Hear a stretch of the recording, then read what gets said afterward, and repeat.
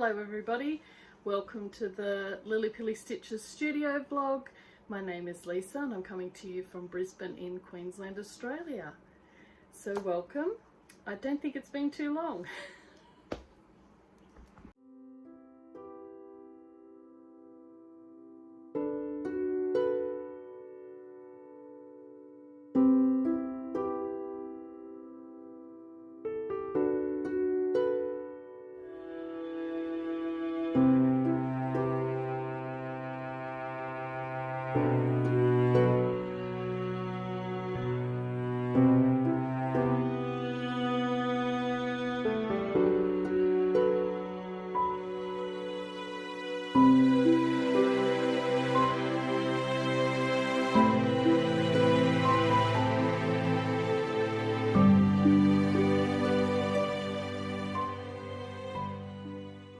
Okay, I have some FFOs, an FFO, a half O, a hoe,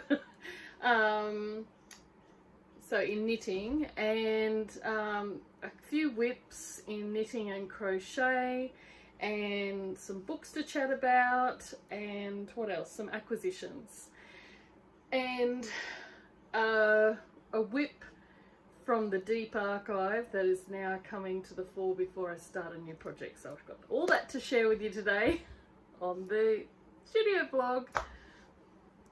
Okay, first up, what am I going to talk to you about first? Let's show you my FFOs and my, well, FFO and hoe, and that'll lead into whips. So I have been making Wayne, knitting Wayne socks for a few years now, and his original socks get worn and washed multiple times a week and they're still going. I've had to darn the first one I ever did him, but it's still going strong. He wears them all the time. He's really knit worthy when it comes to knitted socks. He likes to wear them because he wears steel cap boots to work, and he really loves them. So I decided with this craze, it's been on my mind for a while, for doing double knit socks, DK 8-ply socks, and I thought I'll give it a go for Wayne, and it turns out they're awesome. If you haven't knit 8-ply socks, you need to, because if you want to gift fast, this goes very fast. So this wasn't even something normally I take a few months to knit a pair of socks for Wayne because I'm slow and I've got multiple projects on the go in multiple crafts. But this one I cast on the 29th of October and I finished it yesterday, and it's using the Coop Knits Socks DK yarn, and I can't remember the content. I think it's 75% extra fine merino and 25% nylon. Don't quote me on that. And it's in the Acus colorway, which I would call, it's got green with yellow undertones. I would say it's like a lichen color. It's a really lovely green, actually. So here are the socks, and they were so good to knit up. I used 3.25mm Chao-Gu needles, and yeah, I decided this time, normally I do a 5.5-inch leg and separate to the cuff, but this time I knit, I think it was just 1 inch for the cuff, 6.5 inches for the leg, so that it comes up beyond the top of his boot to make it more comfortable for him, and he's not losing his sock down the bottom. I added an afterthought heel, and then I just knit from the heel down to 5.5 inches before starting the toe. And the heel and the toe are the same, so it's just knit 2 together, knit 1, knit 2 together at the start on the needle. Then at the end you stop 3 stitches before the end, knit 2 together, knit 1. Do that on the next needle because I do magic loop, and then the round in between you knit until I had 10 stitches left on the needle, on both needles, altogether 10 stitches. so 5 on each needle, and then I just grafted the toe using the Tin Can Knits grafting Kitchener toe instructions, which are super easy to follow. So yeah, so I really love this. The fabric's beautiful. This yarn I've knit socks in, hats in, beanies, and it's just a really lovely soft yarn, and I think this will be really nice for wearing in Wayne's boots. And I actually checked it, and although they're a bit looser on me, they fit me fine, so I'm going to stick with the same recipe for myself and just make some sort of bed socks. They won't fit in my normal shoes, but they'll be perfect if I put my Mary boots on in the winter time and want that extra cushioning, or if I'm just wearing them around the house. I mean, you could hold some sock yarn with some mohair, and that would make a really nice fluffy set of bed sock slippers, socks, whatever you want to call them. So yeah, so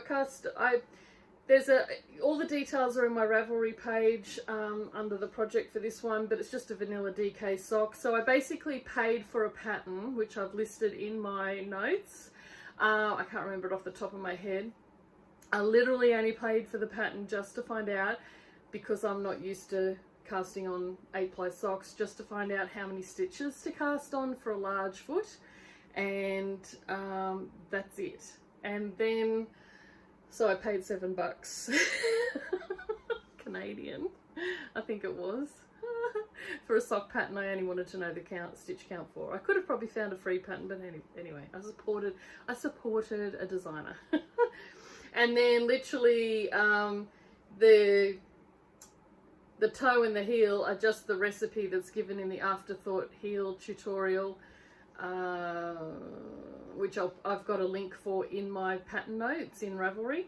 So you can go there and it's a one-stop shop. You can see what I did. So obviously you might want to make your own recipe. And the pattern that I paid for looks fabulous, so you could follow that too. I just knew I've been using my little recipe. I wanted to do an Afterthought heel. The pattern that I bought has a heel flap and gusset pattern in there, so if you prefer that, there you go. So definitely, if you want a quick knit for a birthday gift or Christmas gift or just something for yourself, 8-ply socks are the way to go, unless you need to wear them in shoes that aren't going to fit thicker socks. So yeah, so let me just put them so you can see it better.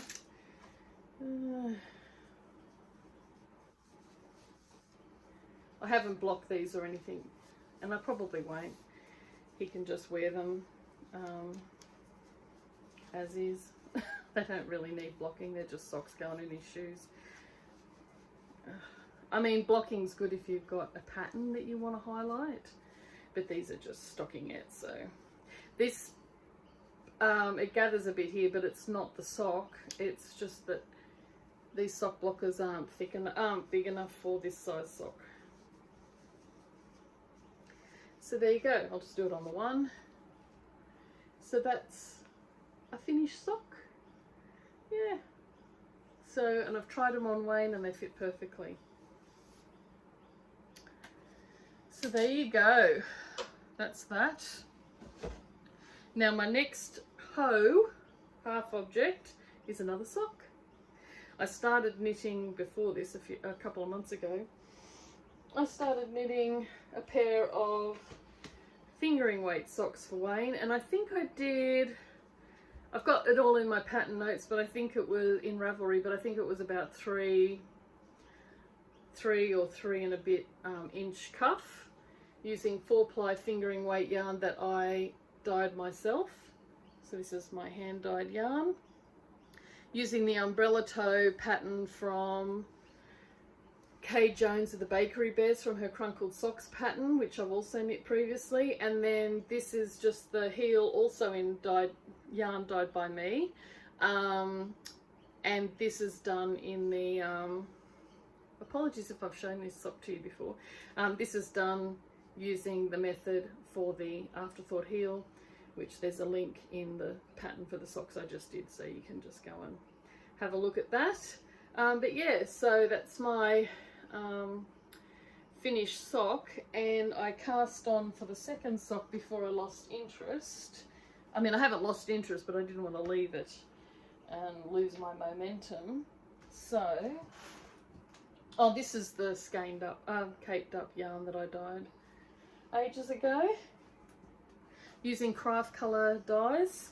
Craft Colour with a K, Australian dye company, landscape dyes. And this is how much I used. I forgot to say, with the DK weight socks, I haven't weighed them yet to see how much yarn I used, but I ended up getting a third skein. They're 50 gram skeins, but I had about that much off each skein of the first two, and then that much off the last one left over. So I'll have to weigh the socks to see how much I used, but in the end I really only needed enough for the toe and the heel on the socks. So I could probably get a hat out of this if I use some other yarn for the brim. So yeah, so that's still a decent amount of yarn that's left in that for later. And then brings me into my whips. So this is just how much I've done on the cuff, 2x2 rib, and I've obviously got to do about 3 and a bit inches. So I'm about not quite halfway. So that's just ready for me to take to work on the commute tomorrow to work, to the office. And yeah, so the recipe for that one's in my Ravelry page. I'll put a link to my Ravelry in the show notes. So the other project I've been working on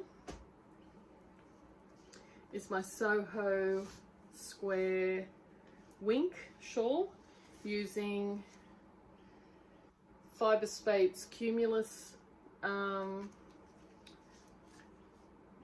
is it, 74% baby Suri alpaca, 26% mulberry silk. For more details on all the colours I use, it's mentioned in the previous podcast episode. But I just wanted to give you an update. I'm basically at the halfway point.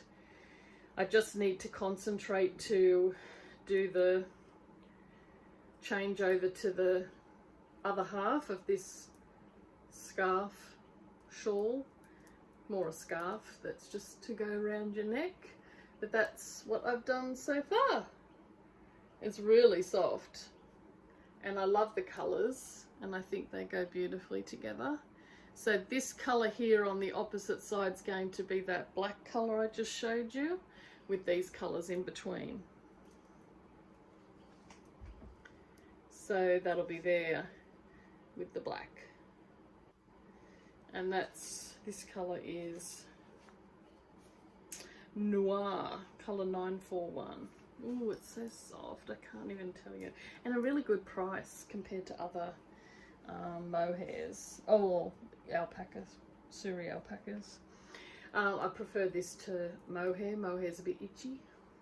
So, oops, that's the back to front. Yeah, so that's the first half done, and the other half will just be a mirror of this half. So I just have to knit across these short rows, and then start on with the new colour.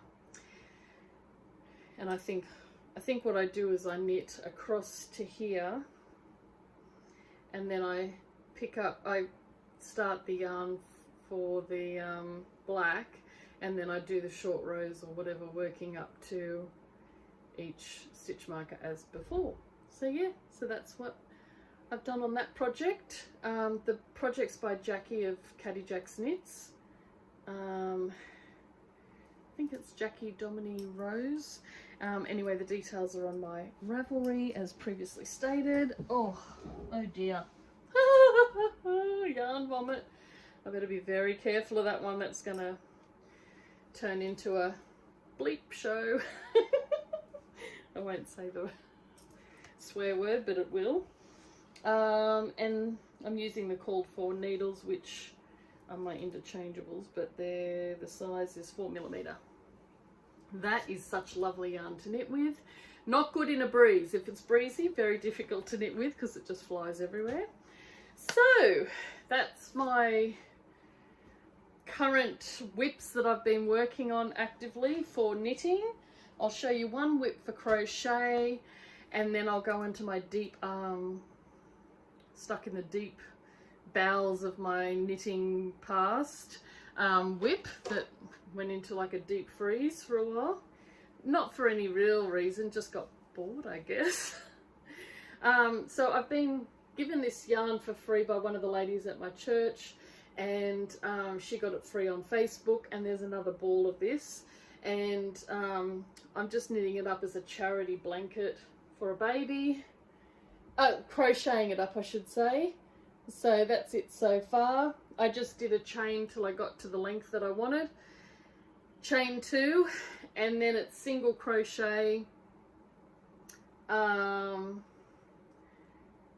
in every hole all the way along, back and forth, and when I get to the corner I chain 2 and go back the other way. That's all it is. And because of the type of yarn it is, it's all acrylic of course, it's like a chenille, it's very soft. You don't really need an edge on the blanket. So when I'm done this, I think it'll be a good little preschool blanket or a baby blanket, for like a mat for baby to lie on if it's big enough.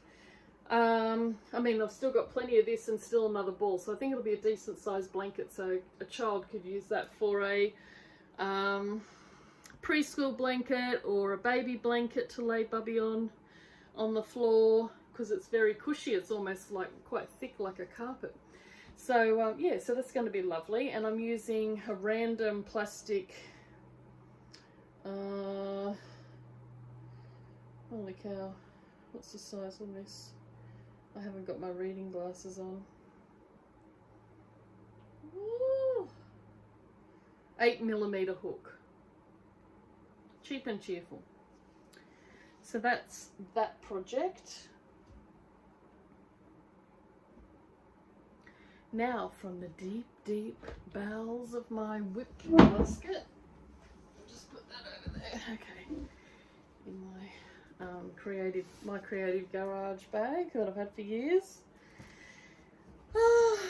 is, oh, there's a blanket in there I haven't touched for ages too. Maybe I need to do something on that. I'll show you that in a minute. So this is using Malabrigo Rios in the peacock or something, teal feather, I knew it was something to do with a bird, teal feather colorway, and this is the worsted boxy, and this is what I have done so far. I wish I in hindsight had done a wider ribbing band on the bottom, but I think it'll block out fine because it just wants to curl up. So I think when I'm blocking it, I'll just really block it down so that it doesn't want to curl up. So what I've done so far is, this is the front. So I've knit up to where the sleeves start, and then this side, all I have to do, I'm so close to finishing this, it's unbelievable. All I have to do is do the decreases to get up to this part here to join in the round to finish off the neck, because it's a boxy sweater with a drop shoulder, and then you just cast on the sleeves and there's not much to them. They'll be done in no time. So I'm really hugely close to a finish on this one. I just need to pull a finger out and get organized and get it done. It's a really nice soft yarn, very heavy, but it's a lovely soft yarn, and it's a called for yarn for the pattern. So love this. So maybe I thought if I pull this out, just dig deep,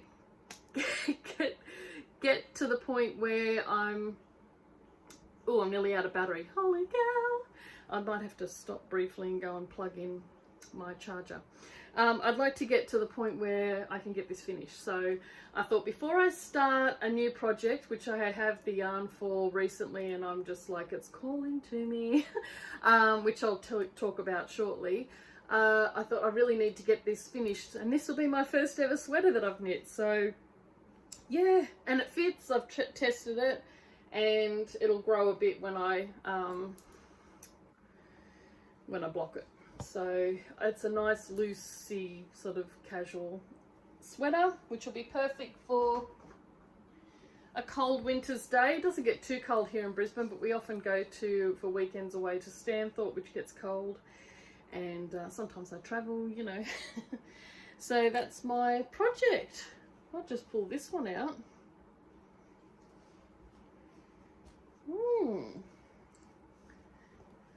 So this, I don't know if I've got it on here. Yeah, I can't tell you what the needles are on this because the wording's rubbed off. This other project that I've just randomly found in here is a 4mm crochet hook, and it's a scrappy crochet blanket I started. And I was frogging a shawl, and I'm doing this fingering weight, oh that's the bottom, fingering weight stripy blankie, which is nice and light sometimes when it's just cool but not cold enough you need a heavy blanket. This is just beautiful, and I thought what a great way to use up leftover yarn. So I'm going to have to do some work on this. When I do crochet it tends to hurt my shoulder more, so I have to do it in small spurts, where knitting doesn't hurt my shoulders like crochet does, funny enough. So yeah, so that's my fingering weight blanket. That's the leftover yarn to use up, and then I'll have to stash dive. It's a great way to use up your stash, and I just do like, I mean, I'm just knitting straight off the frogged object. I didn't ball it up or anything, but with the other stuff I just do magic knot and then just keep going. Yeah, just keep adding to it. So that's that, and I'm just going to go and pause and get my charger because I don't want to be in the middle of something and it cuts out. Right, that's better. It's only a second for you, but, or less than a second, but yeah, I've got that on to charge now. Do you love my wrist ruler? I got that off Wayne for my birthday recently. I'll talk more about that later. Okay, that's my whips. What's in that? No, that's a whip that's in the deep bowels of, not sure whether I'll frog or not. Okay, what else have I got? So that's all my whips. So now we'll look at gifts, and I don't really have any acquisitions. The only acquisition was the yarn that I bought to make Wayne's socks. So I've already knit that, so that's done. So now it's gifts. So the first gift is my wrist ruler that I got off Wayne from the yarn bowl at Banyo. I love it. If you're wondering about getting one of these, I was worried at first that they were like hard, stiff leather, but they're really soft. And they're sort of suede-y underneath, so they're really nice and soft. He did originally get me the 15cm, which fit, but it was like just fit, and I don't like tight stuff where I feel like it's hugging too much, so I swapped it for the 17cm, and it's a little bit loose, but I'd rather it loose than too tight.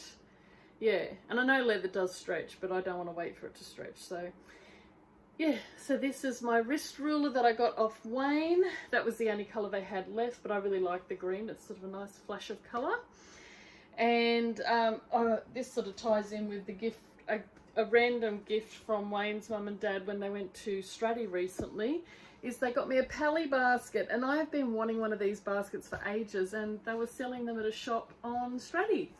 So it's a beautiful big deep basket, and I've used it for doing grocery shopping, carrying projects in and everything like that, but it kind of goes with the wrist ruler. So that's my Pali basket, P-A-L-I, if you're looking for it online. I'll try and link you to somewhere where they sell them. And my other gift from Wayne was a Knitting Barber, a Knitting Barber bag, which I'll just fix up the studs so you can see how it initially was.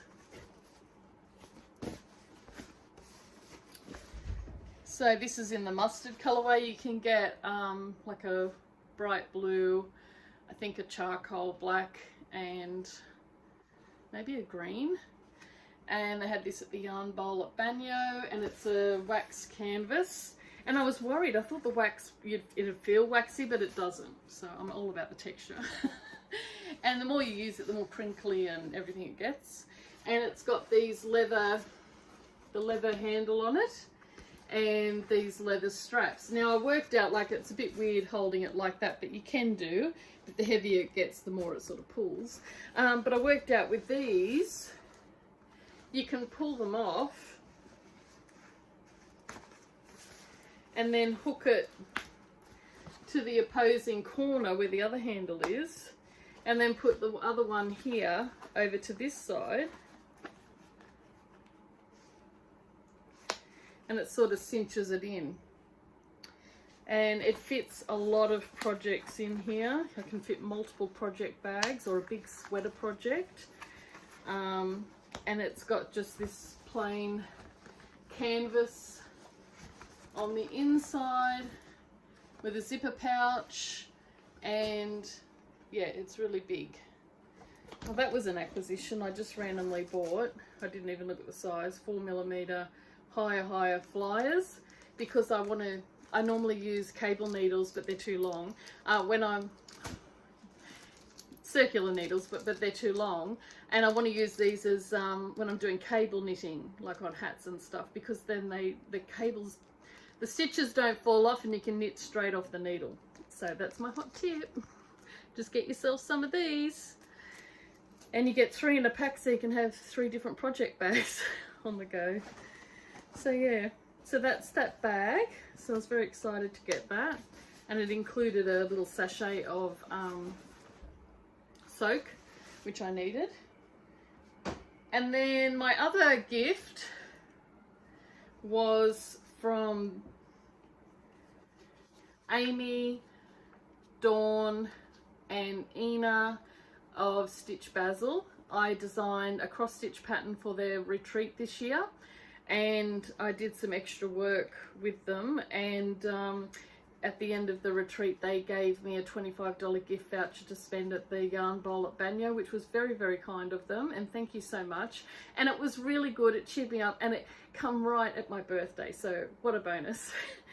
So I picked up a skein of bougie yarn that I wanted to try, and it's hedgehog fibres, Tweedy, and it's called Lullaby, and it's 100 grams or 230 meters of 50% Falkland merino wool, 37.5% recycled wool, and 12.5% hedgehog fibre thread waste.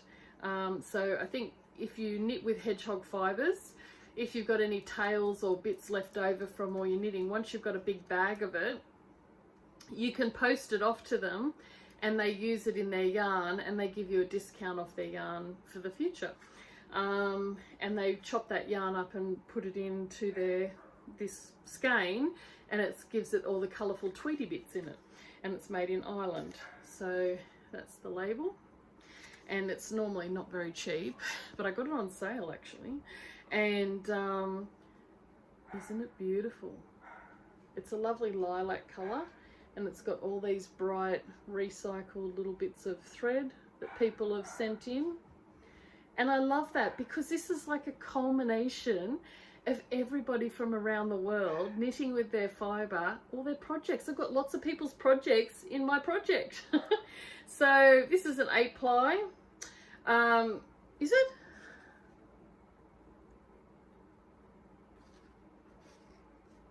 No. Yes? No, it's an 8-ply. It's 230 meters. So I am going to knit, I'll either knit it just on its own, or I might add a mohair, but I'm going to knit this into a hat for myself, I think. So it's all caked up by Wayne. He does all my caking of my yarn, and ready to go when I want to cast on. But before I cast on, I'm going to do some work on that other project, so I feel less guilty. about starting all the things.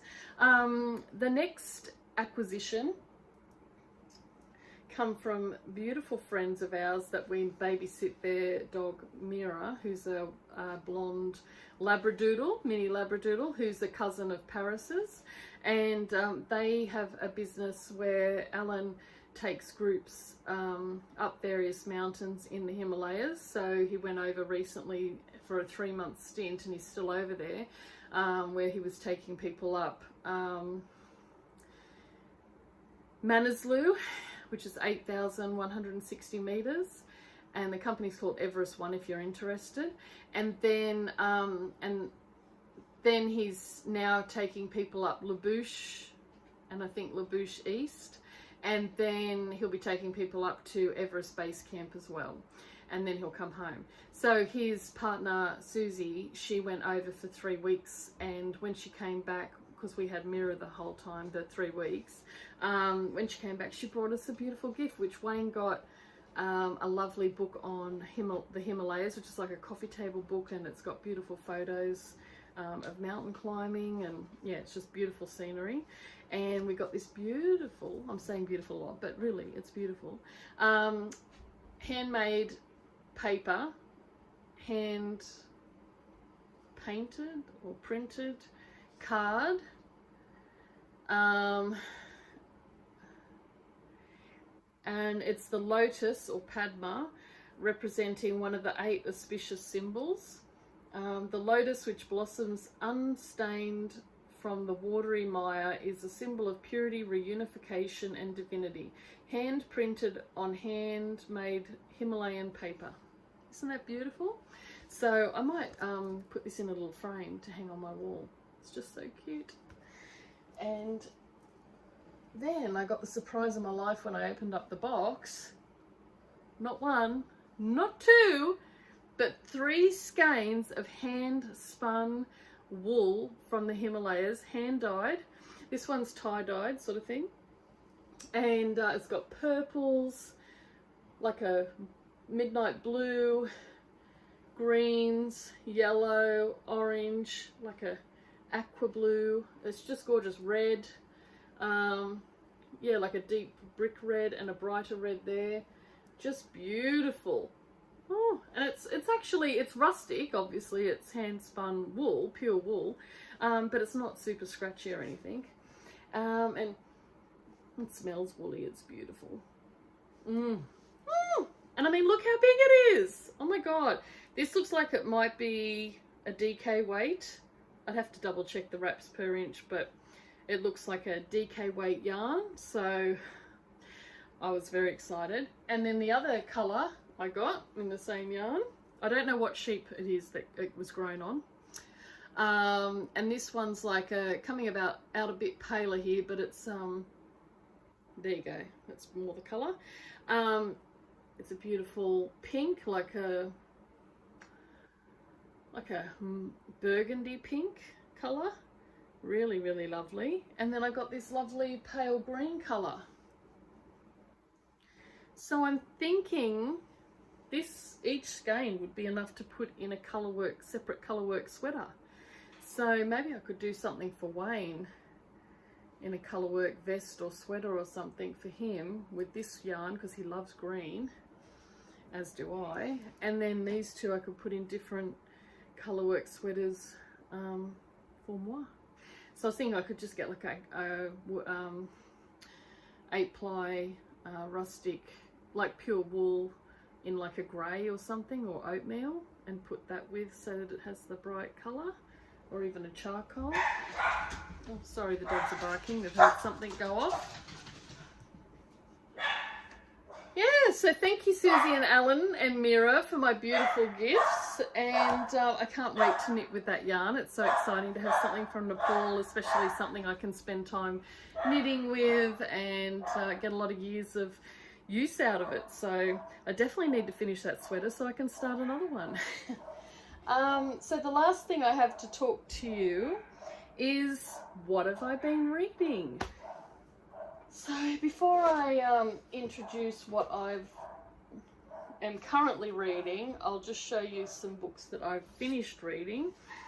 So this one is called, I got this from the free library, sorry about the dogs, a free library at our local shopping centre under the escalators. They have like a library set up down there, so you just come and grab a book, and I'm going to drop this one back. It's called Touch of Power by Maria Snyder, and there's 2 books in this series. The other one is Scent of Magic, which is a follow-up. I realised halfway through I've read this book before, but I hadn't read it for years, so I read it again, so it was still enjoyable. And it's sort of about a girl who's sort of survived a massacre and war and is hunted down for her powers, and she's needed to help a king that she didn't agree with his policies. And then everybody wants her because of her power and everything. And it's sort of got like Triffid type things in there that can eat you, plants that can eat you. So very good book. Recommend that one. So that'll be going back to the supermarket or shopping centre. This one is a book I bought. I've read the book before this one. Does it say? Oh, I can't remember what the other book was called before this one. I think it was Kingdom of the Wicked by Kerri Maniscalco, and this one's Kingdom of the Feared. So if you're looking for this, look up Kerri with an I, Maniscalco, and it's Kingdom of the Wicked is the first book, and Kingdom of the Feared is the follow-up book in the series, and it's based on like the sins like envy, gluttony, being a sloth, whatever you want to call that, and war and all that sort of thing. And then the in this one it's these twin girls who are witches, and they end up thinking their lives are fairly normal apart from being a witch. Sort of set in 1800 style era, and finding out that they get into the realm of demons and fae and vampires and all sorts. So it's a really, really awesome read. I really enjoyed it. Not one that was like, oh my god, you know, but it was a really nice, enjoyable book, and I'm going to keep it because I'll probably want to read it again later, so that's good for me. If I want to read it again, it must be good. So that's what I just finished reading. And where do I put that in there? And then the current book I'm reading is by the same author, and it's sort of a separate story to that series, so some characters crossover, and it's called The Throne of the Fallen. Deception is the most wicked game of them all, to do with the Prince of Envy, and he sort of has to go on a hunt for these clues and different things like that to get power back and things like that. So the Prince of Envy has never claimed to be a saint, but when a cryptic note arrives at his demon court signalling the beginning of a deadly game, he knows it will take more than a hint of sin to win. Riddles, hexed objects, anonymous players, nothing will stand in his way. Camilla is an artist with troubles of her own. A desperate mistake has landed her in debt to a notorious rake. Threatened with a ruinous scandal, she is forced to enter a devil's bargain with Envy, a bargain that reveals secrets and ignites passions neither of them expects.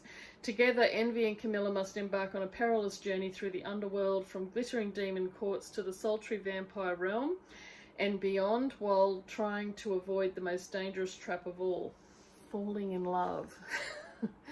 And it's a good sized book, about 500 odd pages.